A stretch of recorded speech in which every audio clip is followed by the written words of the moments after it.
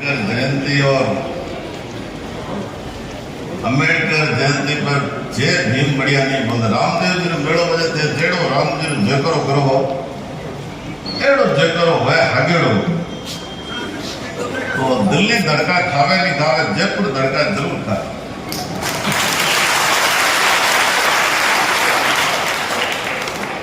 बोलो जय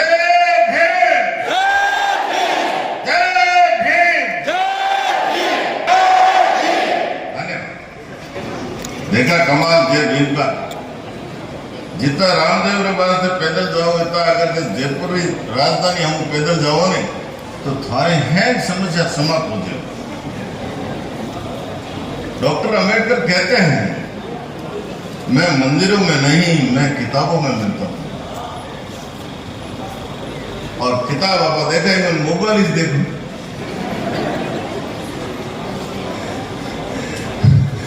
अब डॉक्टर अंबेडकर के कहीं थे करो कहीं समझ में नहीं आया। मेवराम जी ने कहा मेवराम जी नारा जाए हमारा कोट कटे। मेवराम जी ने एक बार मुकर ठोके मारा समुद्र जी ठोके जी। हमारे लोकप्रिय विधायक और मुझे गर्व है कि ये 3 बार जीते और आज हमारे इस कार्यक्रम के मुख्य अतिथि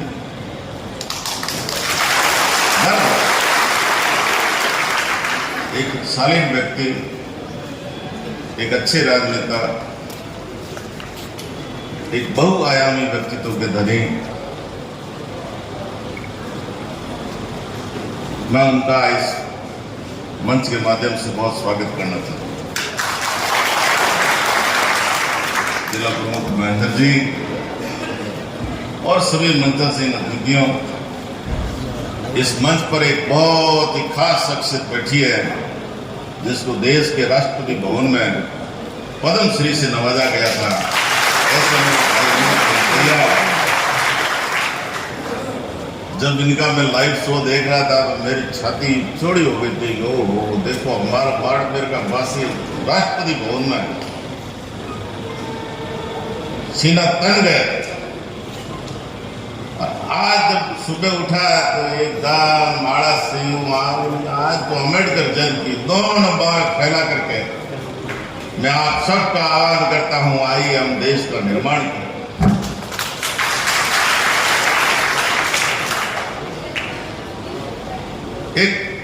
एक बात से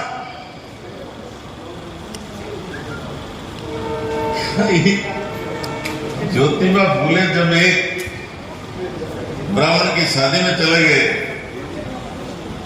ब्राह्मणों के बराबर चल रहे थे तो ब्राह्मणों ने उनको टोका कि तुम अछूत होकर के हमारे साथ कैसे चल रहे हो।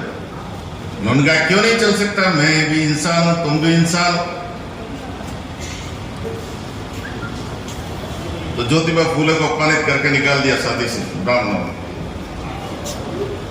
पेड़ के पीछे एक अनुसूचित जाति का व्यक्ति खड़ा था जिसके गले में हांडी और पीछे उसके झाड़ू बंधा हुआ था। उसने कहा गए क्यों,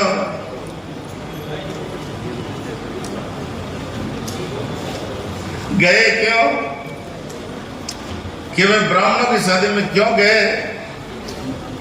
ये ब्राह्मण आपको इतना अपमानित किया, मेरी तरह हांडी बांध लेता, अगर तेरे अंदर स्वाभिमान है झाड़ू बांध देता, तो न तो बुलाने आते न कोई बात। उस दिन से माथा ठनका ज्योतिबा फूले का ये हांडी और झाड़ू कैसे छूटेंगे। उस हांडी और झाड़ू छुड़ाने का नाम है डॉक्टर भीमराव अम्बेडकर।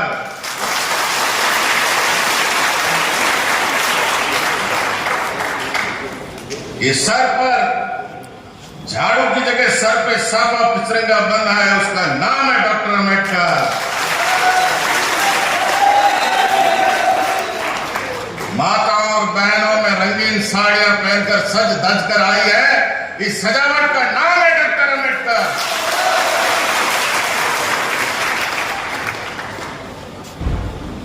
जेब में पेन और हाथ में मोबाइल और घन घोर में आवाज करने वाले आवाज का नाम है डॉक्टर अम्बेडकर।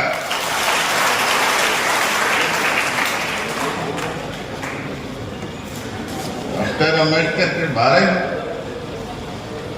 विश्व के अंदर उस समय 4-4 पीएचडी की। 1935 में रिजर्व बैंक ऑफ इंडिया की स्थापना की। 1931 और 32 में राउंड टेबल कॉन्फ्रेंस में बहस की।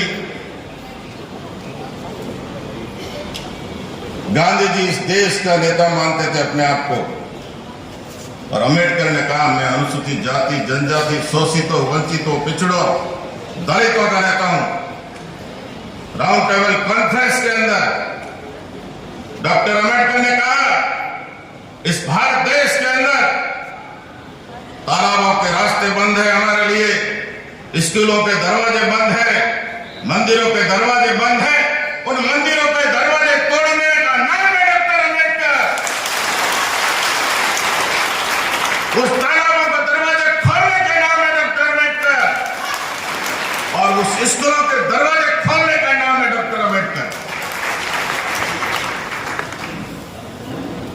स्कूलों में एडमिशन नहीं, मंदिर में भगवान के दर्शन नहीं, तालाब में पीने के लिए पानी पीने की इजाजत नहीं।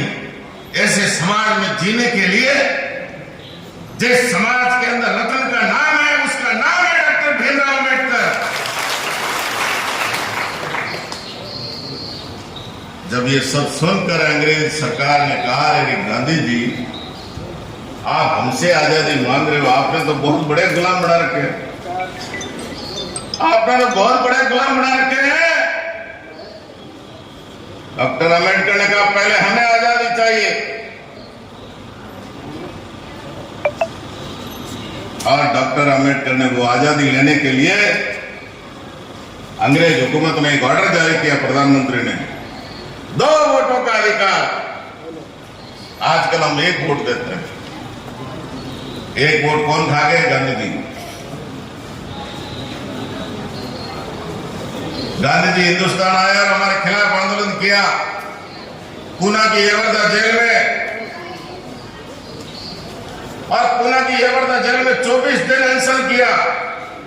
नेहरू जी, पटेल, प्रोफेसर मेनन, मालवीय, सबने, कमला नेहरू ने, सबने जाकर डॉक्टर अम्बेडकर से कहा कि गांधी जी की जिंदगी बचानी जरूरी है। आप 2 वोटों के जो अधिकार है इस पर आप जो है अभी फैसला स्थगित करिए। डॉक्टर अम्बेडकर को अंग्रेज सरकार ने कहा यदि आप लोग ने ज्यादा जिद की और गांधी जी अगर प्राण निकल गए तो आपके इन गरीब लोगों को गांव में मारा जाएगा, इनको जगह जगह इनकी कत्लेआम होंगे, इसलिए कोई रास्ता निकाले। डॉक्टर अम्बेडकर पूना गए और पूना जाकर के एक फैसला किया कि जो अंग्रेज हुकूमत ने देश के शोषितों, दलितों, पीड़ितों को 2 वोटों का अधिकार दिया था, उस अधिकार को छोड़ा जाए, उसकी जगह हमारे सामने आरक्षण का प्रस्ताव रखा गया। आपको सरकारी नौकरियों में आरक्षण देंगे, आपको पंचायतों में, प्रधान में, विधानसभा में और लोकसभा में, राज्यसभा में आरक्षण देंगे। जब डॉक्टर अम्बेडकर, मेरी बात को ध्यान से देखना, जब डॉक्टर अम्बेडकर जेल से बाहर निकले तो पत्रकारों ने पूछा कि बाबा साहेब क्या हुआ, तो डॉक्टर अम्बेडकर ने बहुत ही गंभीर मुद्रा में बात की कि मैं रस भरे फलों की टोकरी लंदन से लाया था। उस रस, जो फलों के रस थे, वो गांधी एंड कंपनी ने निकाल करके पी लिया और छिलके मेरे मुंह पर फेंक दिए। ये था पूना फैक्ट। मेरे दोस्तों, उस समय एक ही पार्टी थी, राजनीतिक कांग्रेस, जिसने आजादी का आंदोलन चलाया। कोई राजनीतिक पार्टी नहीं थी। लेकिन देश के अंदर 1952 में जब पहला चुनाव हुआ तो डॉक्टर अम्बेडकर लोकसभा का चुनाव मुंबई से लड़ रहे थे। जैसे महान पढ़े लिखे आदमी को निर्विरोध लाना था, लेकिन उस समय की तत्कालीन कांग्रेस पार्टी ने अपना एक आदमी खड़ा किया और डॉक्टर अंबेडकर को 13,000 वोटों से हारना पड़ा। बाई इलेक्शन हुए 1954 में कांग्रेस ने फिर कैंडिडेट खड़ा किया और डॉक्टर अंबेडकर को लोकसभा के अंदर नहीं आने दिया। फिर पश्चिम बंगाल से डॉक्टर अंबेडकर के गैर कांग्रेसियों के सहयोग से हिंदुस्तान की संसद में पहुंचे थे। देश के पहले कानून मंत्री। आज मेरे देश के समाज पर एक फिट बात बैठती है, उस बात को मैं आज कह करके मार के आंदोलन के बाबा साहब ने जब पानी पिया और पानी पीने के बाद में उन्होंने महिलाओं से कहा कि आप महिला एक भारतीय परिवार में कल कपड़े पहनकर डाक बंगले में आएगी और मैं आप महिलाओं की मीटिंग दूंगा।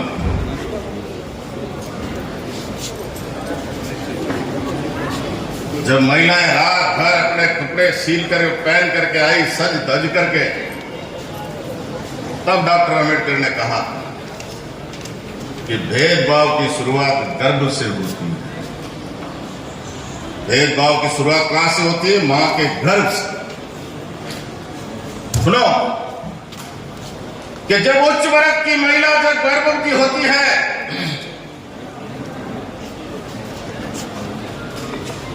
जब उच्च वर्ग की महिला गर्भवती होती है, तब वो ये कामना करती है, इच्छा करती है कि मेरे पेट में पलने वाला बच्चा जन्म लेने के बाद में स्कूल जाएगा, पढ़ेगा और हाईकोर्ट का जज बन करके देश और दुनिया का न्याय करेगा। और हमारे समाज की औरतें जब गर्भवती होती है तब कहती है मेरा बेटा बड़ा होकर के, जन्म लेने के बाद में बड़ा होकर के इस गांव बस्ती के अंदर अछूतों का काम करेगा, झाड़ू लगाएगा और हांडी बांधेगा। ऐसी भावना हमारे अंदर आती है। डॉक्टर अंबेडकर ने कहा कि सुनो मेरी बात, माताओं बहनों, जब तुम गर्भवती हो तब यह तय करना मेरा बेटा जन्म लेने के बाद में स्कूल जाएगा, पढ़ेगा और हाईकोर्ट का जज बनेगा।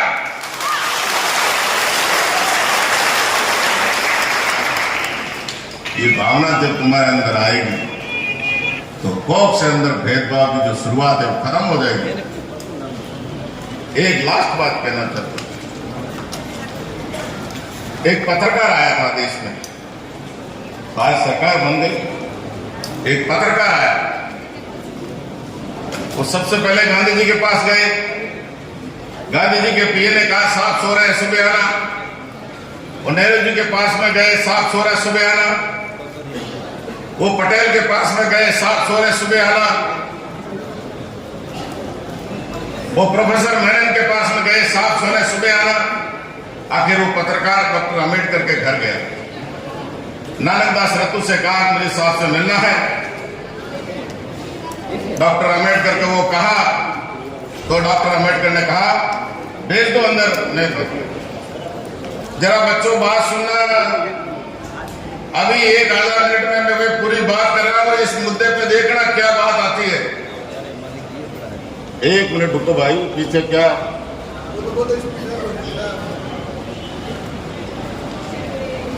उस पत्रकार ने कहा कि मैं गांधी जी के पास गया, नेहरू से गया, पटेल के पास में गया, मेनन के पास में गया, मालवीय के पास में गया। उसके पीए ने कहा साहब सो रहे सुबह आ रहे। अंबेडकर आप क्यों जगे हो? डॉक्टर अंबेडकर ने क्या कहा कि वो इसलिए सो रहे